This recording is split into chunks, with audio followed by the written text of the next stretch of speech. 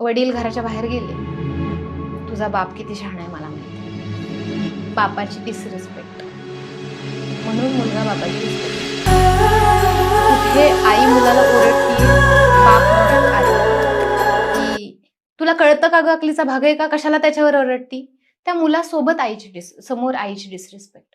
त्यावेळेस त्याला वाटतं की माझ्या वडीलच हिची रिस्पेक्ट करत नाही तर मी काय करू.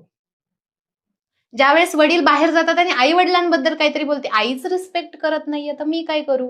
आणि तुम्ही म्हणतात आमची मुलं आमचं रिस्पेक्ट नाही करत.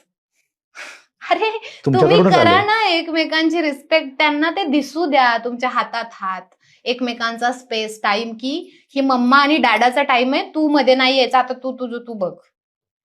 ज्यावेळेस आई मुलाला चुकीच्या गोष्टींवरून ओरडत असू द्या, आईचा मुद्दा पूर्ण चुकीचा असू द्या, त्यावेळेस वडिलांचं काम आहे की ती बरोबर बोलतीये, तू बघ नीट ऐक ती काय म्हणतीये. परत आज जाऊन तिला सांगा चुकलंय अगं, तू असं चुकीचं सांगितलं, आता उद्या आपण रिपेअर करू.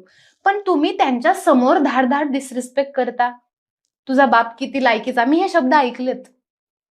तुझी आई किती शहाणी मला माहितीये. आणि मग तुम्ही काय अपेक्षा ठेवता की माझ्या मुलांनी माझं रिस्पेक्ट करावं. तुम्ही एकमेकांची करा ना आधी.